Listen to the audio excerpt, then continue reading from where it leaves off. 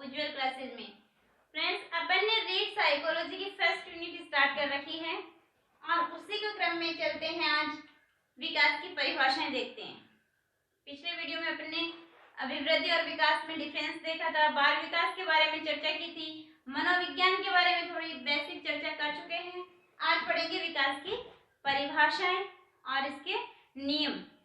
तो चलिए स्टार्ट करते हैं। विकास की परिभाषाएं हैं, आपको एक ऐसे चुटकियों में याद रह जाएगी, ऐसे आपको ट्रिक बताऊंगी और कितनी अच्छे से अपन इसको समझेंगे। पहले इसको समझना है, उसके बाद में ट्रिक से याद रखना है। तो चलिए स्टार्ट करते हैं। और यदि चैनल पे नए हो तो चैनल को सब्सक्राइब कर देना, लाइक करना, शेयर करना और वीडियो अच्छा लगे तो कमेंट कर देना। तो चलिए स्टार्ट करते हैं। विकास की परिभाषाएं। तो सबसे पहली परिभाषा जो है अपन चर्चा कर भी चुके हैं कि बर्क महोदय ने दी थी। और बर्क महोदय ने क्या कहा था कि विकास जो है वो गर्भावस्था से लेकर के किशोरावस्था तक होने वाला परिवर्तन ही क्या है, विकास है। क्या कहा था कि विकास में किसका अध्ययन किया जाता है, बाल विकास में किसका अध्ययन किया जाता है, गर्भावस्था से किशोरावस्था या फिर जिसको परिपक्व अवस्था भी बोल सकते हैं तक होने वाले विकास का अध्ययन किया जाता है। यानी विकास क्या है, गर्भावस्था से लेकर के किशोरावस्था तक जो परिवर्तन होते हैं वही क्या है, विकास है। और दूसरे आते हैं क्रो एंड क्रो। इनको मैं टेंशन नहीं लेनी है, आपको एकदम ट्रिक बताऊंगी, बहुत इजी से आपको याद रह जाएगी। पहले इनको समझ लीजिएगा। तो क्रो एंड क्रो क्या कहते हैं कि गर्भकाल के प्रारंभ से, इन्होंने तो कहा था गर्भकाल से, और इसने कहा कि गर्भकाल के प्रारंभ से किशोरावस्था के प्रारंभ तक, किशोरावस्था के प्रारंभ तक होने वाले विकास का अध्ययन किया जाता है। किसमें, बाल विकास में। किसमें, बाल विकास में। तो किसने, बर्क ने क्या कहा था, गर्भावस्था से परिपक्व अवस्था। क्रो एंड क्रो ने क्या कहा, गर्भकाल के प्रारंभ से किशोरावस्था के प्रारंभ तक का अध्ययन। फिर देखिए जेम्स ड्रेवर साहब आते हैं और इन्होंने कुछ अलग परिभाषा दे दी, हालांकि इससे मिलती जुलती है, लेकिन इन्होंने कहां से शुरू किया, जन्म से परिपक्व अवस्था तक, जन्म से परिपक्व अवस्था तक जो होने वाले परिवर्तन है उनका अध्ययन किया जाता है। किसमें, बाल विकास में। तो इन्होंने कुछ जन्म से परिपक्व अवस्था तक बताया।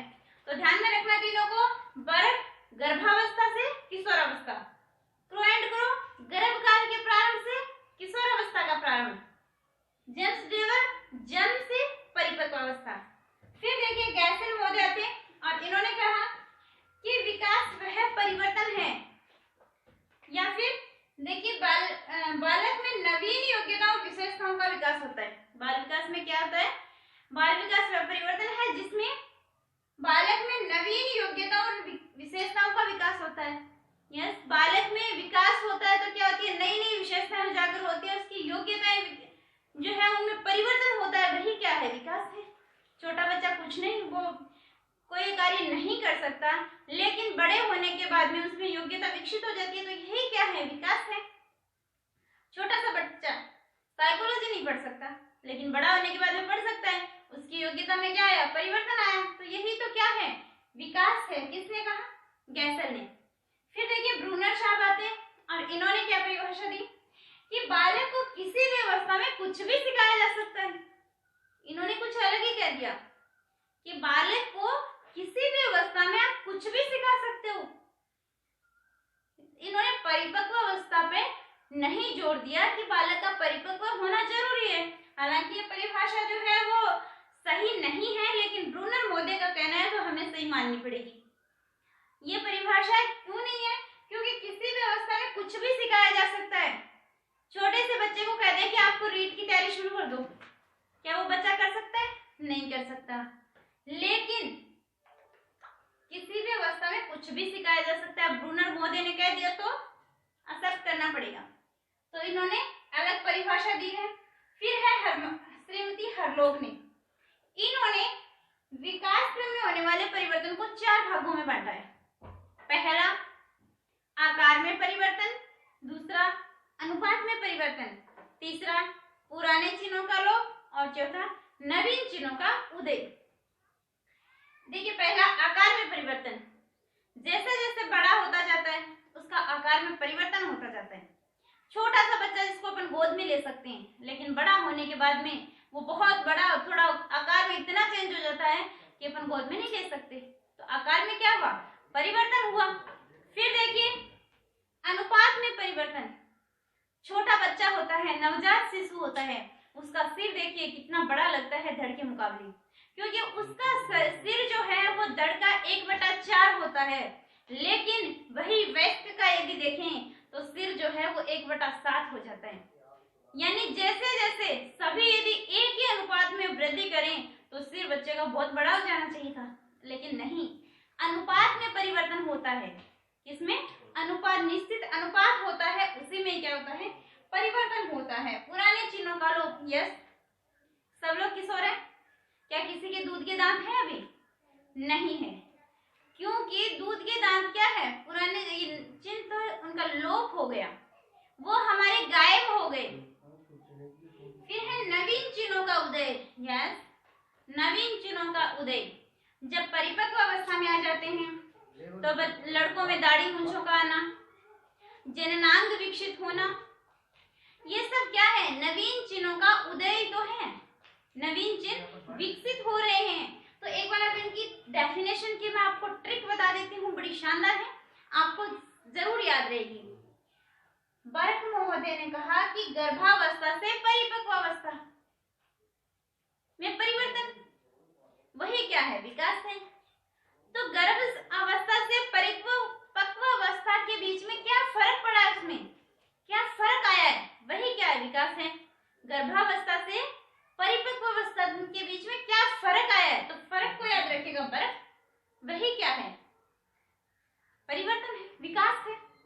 फिर का क्रो ने कहा गर्भकाल के प्रारंभ से, अब देखिए, करो करो करो, क्या करो, बालक का विकास करो, बालक का विकास करो, लेकिन कब से शुरू करो, गर्भकाल से ही शुरू करो। कैसे, बच्चा जब पेट में होता है तो उसका माँ उसका विकास का इतना ध्यान रखती है, विकास के लिए इतना कुछ करती है कि ये न हो जाए, ये खाना चाहिए, दूध पीना चाहिए, वो ये खाना चाहिए, वो पूरा विकास का ध्यान रखती है। यानी उसके बच्चे के विकास के लिए वो करना शुरू कर देती है, कब से, गर्भकाल से उसका ध्यान रखना शुरू कर देती है। तो विकास के लिए कुछ करो, बच्चे के विकास के लिए कुछ करो, कब से, गर्भकाल से ही। यदि गर्भकाल में उसको अच्छा पोषण मिल जाता है तो वो बच्चा जो है उसका विकास अच्छे तरीके से होता है। इसलिए कब से करो, गर्भकाल से ही, के प्रारंभ से ही करना शुरू कर दो उसके विकास के लिए कुछ। जेम्स ड्रेवर, अब ये तो दोनों कह गए कि गर्भकाल से, लेकिन ड्रेवर साहब क्या कहते हैं, ये कहते हैं जन्म से। कब से, जन्म से। ये कहता है भाई ड्राइविंग तो गर्भकाल से नहीं सिखाई जा सकती, वो तो जन्म लेने के बाद ही सिखानी पड़ेगी। जो ड्राइविंग है वो जन्म लेने के बाद ही सिखानी पड़ेगी। और कब तक सीख जाएगा, परिपक्व अवस्था तक सीख ही जाएगा। छोटा सा बच्चा सीख जाता है, लेकिन गर्भकाल में तो नहीं सीख पाता, तो गर्भकाल में नहीं सीख पाता, इसलिए इसने गर्भकाल को शामिल नहीं किया। किसने, ड्रेवर ने। इसके बाद में है गैसर, इन्होंने कहा बालक में नवीन योग्यताओं और विशेषताओं का विकास होता है। यस, नवीन योग्यताओं, बालक का विकास को देखकर हम गैस कर सकते हैं कि इसकी क्या योग्यताएं हैं, क्या इसकी विशेषताएं हैं, ये बड़ा होकर क्या बन सकता है, ये चीजें अपन गैस कर सकते हैं। उनकी योग्यताओं विशेषताओं के आधार पर अपन गैस कर सकते हैं कि ये बड़ा होकर इंजीनियर बनेगा, ये पेंटर बनेगा, ये खिलाड़ी बनेगा, ये स्पोर्ट्स में जाएगा, सब अपन गैस कर सकते हैं। तो उसकी योग्यता और विशेषता दोनों को देखकर क्या कर सकते हैं, गैस कर सकते हैं कि विकास के बारे में कि ये बड़ा होकर क्या बनेगा। फिर देखिए ब्रूनर साहब आते हैं, और ब्रूनर ने क्या कहा था कि बालक को किसी भी अवस्था में कुछ भी सिखाया जा सकता है। ये किसने कह दिया, ब्रूनर ने कह दिया।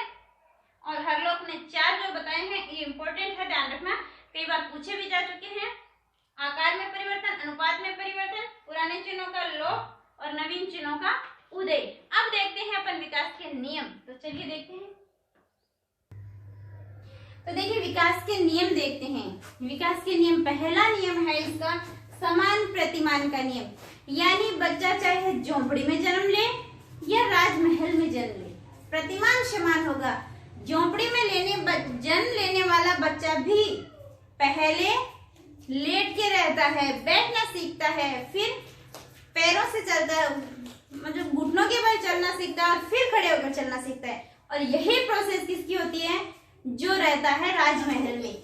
ये नहीं होता कि जो झोपड़ी में जन्म लेता है वो बच्चा तो मतलब काफी दिनों तक 2 साल तक चलना ना सीखे, और राजमहल में जो जन्म लेता है वो बच्चा जन्म लेते ही दौड़ना सीख जाए। नहीं, इनका प्रतिमान क्या होता है? समान होता है। फिर है क्रमबद्धता का नियम। विकास क्रमबद्ध तरीके से होता है, यानी सारे बच्चे जो है वो पहले घुटनों के बल चलना सीखेंगे, उसके बाद में खड़े होकर चलना सीखेंगे। चाहे वो कहाँ पे हो, इंडिया में हो, चाहे अमेरिका में हो, चाहे गरीब हो, चाहे अमीर हो, क्रमबद्ध तरीके से विकास होता है। पहले बच्चा कौन से ध्वनि निकालता है? स्वर निकालता है, अ, द, उ, ए, ये निकालता रहता है। उसके बाद में वो धीरे धीरे उसके ध्वनि में चेंज होता है, यानी उसको वो वो शब्द बोलने लगता है, पापा, दादा, देदे, ऐसे शब्द बोलने लगता है। और इसके बाद में आता है सतत विकास का नियम, यानी विकास जो है वो कॉन्टिन्यूसली होता रहता है, लगातार चलता रहता है, रुकता नहीं है। विकास कभी रुकता नहीं है। अपन ने देखा था कि फूल खिला, कली थी, पुष्प बना, फूल खिला और फिर मुरझाने लग गया, वो भी क्या लगातार होता रहता है परिवर्तन, यानी विकास जो है वो लगातार चलता है, रुकता नहीं है। वृद्धि रुक जाती है लेकिन विकास रुकता नहीं है, जीवन पर्यंत चलता है, लगातार चलता है। तो सतत विकास का नियम। इसके बाद में आता है परस्पर संबंध का नियम, यानी विकास जो है उसके चारों पक्ष आपस में संबंधित होते हैं। विकास के चारों पक्ष क्या होते हैं? आपस में संबंधित होते हैं। चारों पक्ष से आपस में संबंधित होते हैं। ज्ञानात्मक, भावात्मक, कौन से? शारीरिक पक्ष है, संज्ञानात्मक पक्ष है, सामाजिक पक्ष है, संवेगात्मक पक्ष है। सारे क्या है? एक दूसरे से संबंधित होते हैं। लेकिन घनिष्ठ संबंध किसमें होता है? शारीरिक और मानसिक विकास में। किसमें होता है? शारीरिक और मानसिक विकास, यानी विकास के चारों पक्ष जो है वो आपस में संबंधित होते हैं। लेकिन क्वेश्चन पूछ लिया जाए कि घनिष्ठ संबंध किसके बीच में होता है, तो घनिष्ठ संबंध किस किस के बीच में होता है? शारीरिक विकास और मानसिक विकास के बीच में घनिष्ठ संबंध पाया जाता है। तो परस्पर क्या होते हैं? चारों पक्ष विकास के संबंधित होते हैं। फिर है सामान्य से विशिष्ट क्रियाओं का नियम। यस, बच्चा पहले सामान्य क्रिया करता है, फिर विशिष्ट क्रिया करता है। बच्चे के साथ पास में बहुत सारे रंग बिरंगे खिलौने हैं। बच्चा क्या करेगा? लेने के लिए पहले हाथ पैर सारा बॉडी मूवमेंट करेगा, लेकिन उसके बाद में धीरे धीरे उसका विकास होगा और उसको जो खिलौना लेने का मन करेगा वो अपने हाथ से तुरंत ले लेगा, यानी अपने एक हाथ से ले लेगा। विशिष्ट क्रिया की, पहले सामान्य की सारी बॉडी मूवमेंट कर रहा था, लेकिन फिर उसने विशिष्ट क्रिया की। अब होता क्या है कि बच्चा जन्म लेता है और जन्म लेते ही उससे आते हैं रिश्तेदार, सगे संबंधी सारे मिलने आते हैं और मिलने आते हैं और बच्चा जो है जन्म लेता है तो उसकी मुट्ठी क्या होती है? बंद होती है। अब वो आते हैं रिश्तेदार और क्या, उसको पैसे देते हैं, बच्चा पकड़ लेता है। उसको वो सामान्य क्रिया करनी चाहिए, लेकिन वो बच्चा क्या है? पैसे पकड़ लेता है। और लोग क्या कहते हैं कि देखो पैसे का बड़ा ध्यान है, इसको जब से पकड़ लिया, किसी चीज का कहो नहीं पकड़ता, लेकिन पैसे इसको पकड़ लिया। कितना लालच होता है, कितना मोह है इसको पैसे से, लेकिन वो तो नाजुक बच्चा है ना, समझ है, उसको तो पता ही नहीं। लेकिन इल्जाम लगाने से बाज नहीं आते। उस बच्चे पर भी इल्जाम लगा देते हैं कि देखिए इसने पैसे पकड़ लिए, पैसे दिए और इसको पकड़ लिए, यानी इसको प्यार है पैसे का, इसको मतलब पता है। उसको क्या पता है क्या पैसा है, क्या तेरा है, क्या मेरा है, कुछ नहीं पता, लेकिन उसने क्यों पकड़ लिए? बच्चा जो जन्म लेता है उसकी मुट्ठी बंद होती है। अब जो पैसे देते हैं वो क्या करते हैं? मुट्ठी खोलते हैं, पैसे दिए और वापस उसकी मुट्ठी बंद रहेगी, तो ऐसे लगता है इसे पकड़ लिए पहले से ही बंद थी, पैसे आपने खोल के अंदर रखे तो वो वापस बंद करेगा, तो उसने पकड़ा नहीं है, वो उसके क्या है सामान्य प्रतिक्रिया थी। लेकिन वो क्या है कि बच्चे की मुट्ठी बंद होने के बाद में कहते हैं कि पकड़ लिया, विशिष्ट क्रिया थी, किसी भी चीज को नहीं पकड़ रहा लेकिन पैसे को पकड़ लिया। किसी भी चीज को आपने मुट्ठी के अंदर रखा ही नहीं, पैसे को कहाँ रखा, मुट्ठी के अंदर रखा, तो पकड़ेगा ही ना, तो क्या होगा सामान्य से विशिष्ट क्रियाओं का नियम। फिर देखिए निश्चित दिशा का नियम, बच्चे का विकास सिर से पैर की ओर होता है। बच्चे का सबसे पहले किसका विकास होता है, सिर का विकास होता है, उसके बाद में धड़ का विकास होता है, फिर पैरों का विकास, यानी सिर से पैर की ओर विकास से होता है, जिसको बोलते हैं मस्तकाधोमुखी नियम। और इसको दूसरा नाम अपन बोल सकते हैं सिफेलोकोडल। क्या बोल सकते हैं, सिफेलोकोडल, सिफेलोकोडल। और दूसरा है निकट से दूर का नियम, यानी पहले जो है केंद्रीय जो तंत्र है उसका विकास होगा, पहले रीढ़ की हड्डी का विकास होगा, उसके बाद में दूर के, पहले निकट वाले उसके बाद में दूर का, एंडिंग में किसका विकास होता है, फिंगर्स का, लास्ट में अंगुलियां विकसित होती हैं। तो किसका, निकट से दूर का नियम। और इस नियम को बोलते हैं प्रोक्सिमोडिस्टल, प्रोक्सिमोडिस्टल, प्रोक्सिमोडिस्टल। फिर देखिए व्यक्तिगत विभिन्नताओं का नियम। प्रत्येक व्यक्ति में व्यक्तिगत विभिन्नता पाई जाती है और ये जन्म से पाई जाती है। व्यक्तिगत विभिन्नता कब से पाई जाती है, जन्म से पाई जाती है। सारे बच्चे, आगे अपन बुद्धि का टॉपिक जब पढ़ेंगे तब देखेंगे बुद्धि पर वंशानुगत का प्रभाव पड़ता है। बच्चा जन्म से ही प्रतिभाशाली होता है, बच्चा जन्म से ही सामान्य बुद्धि होता है, बच्चा जन्म से ही जो है वो मंद बुद्धि होता है। यानी व्यक्तिगत विभिन्नता बच्चे के जन्म से ही पाई जाती है। ये तो बुद्धि में मानसिक थी, शारीरिक देखें तो भी बच्चा कोई कैसा ही होगा, कोई कैसा, ये सारे बच्चे जन्म से एक जैसे नहीं होते। यानी व्यक्तिगत विभिन्नता का नियम क्या कहता है कि व्यक्तिगत विभिन्नता बच्चे में जन्म से ही पाई। और आठवां क्या है कि विकास की गति में भिन्नता, यानी विकास की गति सबकी अलग अलग होती है। प्रतिभाशाली बच्चा है तो उसके विकास जो है वो तीव्र गति से होगा, सामान्य बुद्धि बच्चा है तो उसका विकास सामान्य गति से होगा, मंद बुद्धि बच्चा है तो उसका विकास मंद गति से होगा। यानी सबकी विकास की गति में क्या पाई जाती है, भिन्नता पाई जाती है। उसके बाद में नेक्स्ट है अंतःक्रिया का नियम। बच्चे की जो विकास के चार पक्ष हैं, चारों संबंधित होते हैं, अंतः संबंधित होते हैं। चारों पक्ष कौन से, शारीरिक, मानसिक, सामाजिक और संवेगात्मक। अब आपसे पूछ रहे हैं कि चारों पक्ष अंतर संबंधित होते हैं, कौन कौन से, तो चारों, शारीरिक, मानसिक, सामाजिक और संवेगात्मक। लेकिन आपसे पूछ ले कि कौन से पक्ष जो है घनिष्ठ संबंधता पाई जाती है, कौन से दो पक्षों में घनिष्ठ संबंधता पाई जाती है। तो दो पक्ष कौन से हैं जो घनिष्ठ संबंध होते हैं, उनमें वो है शारीरिक और मानसिक, इन दोनों में गहरा संबंध होता है। इसके बाद में है वर्तुलाकार विकास का नियम।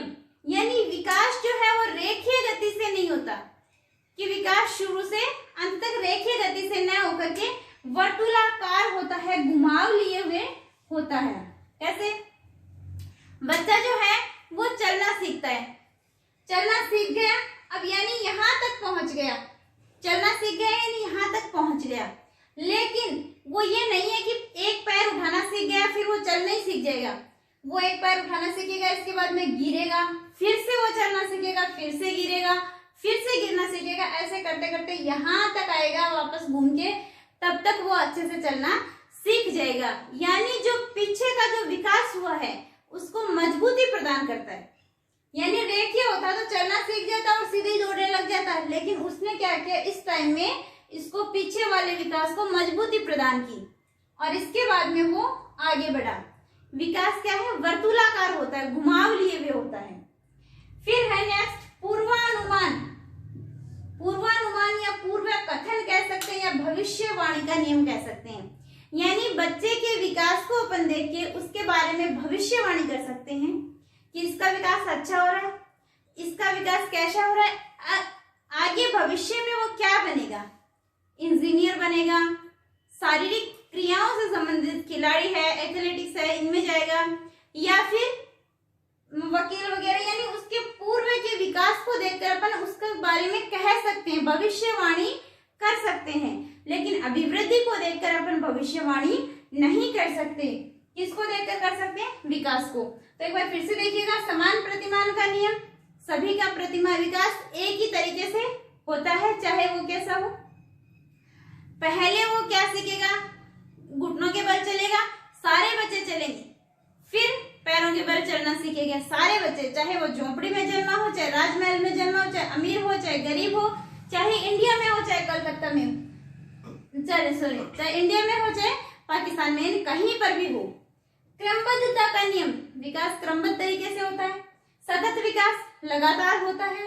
परस्पर संबंध, यानी विकास जो है वो संबंधित होता है। फिर सामान्य से विशिष्ट क्रियाओं का नियम, बच्चा पहले सामान्य क्रिया करता है, फिर विशिष्ट क्रिया करता है। निश्चित दिशा का नियम, बच्चे की विकास की निश्चित दिशा होती है। मस्तक से अधोमुखी, सिर से पैर की ओर, जिसे सिफेलोपोडल बोलते हैं, निकट से दूर, जिसको प्रॉक्सिमो डिस्टल बोलते हैं। व्यक्तिगत विभिन्नता का नियम, व्यक्तिगत विभिन्नता जन्म से ही पाई जाती है। विकास की गति में भिन्नता, सारे बच्चों का विकास एक तरीके से नहीं होता, उनकी गति क्या होती है? अलग अलग होती है। अंतःक्रिया, बच्चा जो है वो अंतःक्रिया के कारण सीखता भी है।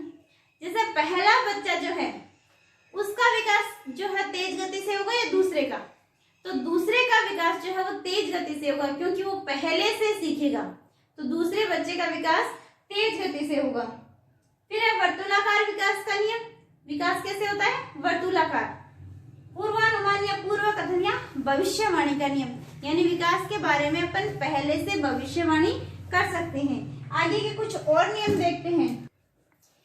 फिर देखिए, विकास की प्रत्येक अवस्था के अपने खतरे होते हैं, बिल्कुल होते हैं। शैशवावस्था में अपने खतरे होते हैं कि बच्चा कहीं पे चाकू से न काट ले, कुछ बच्चा गिर ना जाए, उसके अलग खतरे होते हैं। बाल्यावस्था में अलग खतरे होते हैं कि बच्चा निरुद्देश्य भ्रमण करता रहता है तो कहीं पे चला ना जाए, उसके अलग अलग खतरे होते हैं। और किशोरावस्था के अपने अलग खतरे होते हैं। तो विकास की प्रत्येक अवस्था में अपने खतरे होते हैं।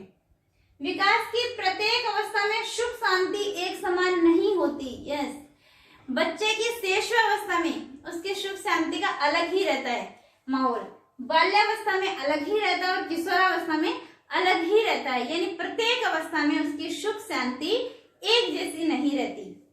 फिर है प्रारंभिक विकास, परवर्ती विकास की अपेक्षा अधिक महत्वपूर्ण है। प्रारंभिक विकास, बच्चे का जो पहले का विकास है वो यदि मजबूती से है, अच्छा है, तो परवर्ती विकास भी अच्छा ही होगा। बच्चे को उंगली पकड़ के चलना सिखाया जाता है, लेकिन बाद में जब चलना सीख जाता है तब उसकी कोई टेंशन नहीं है। यानी प्रारंभिक विकास अधिक महत्वपूर्ण है, किससे? परवर्ती यानी बाद वाले विकास से। वंशानुक्रम में वातावरण के गुणनफल का नियम, वंशानुक्रम और वातावरण दोनों का गुणनफल है कौन? विकास।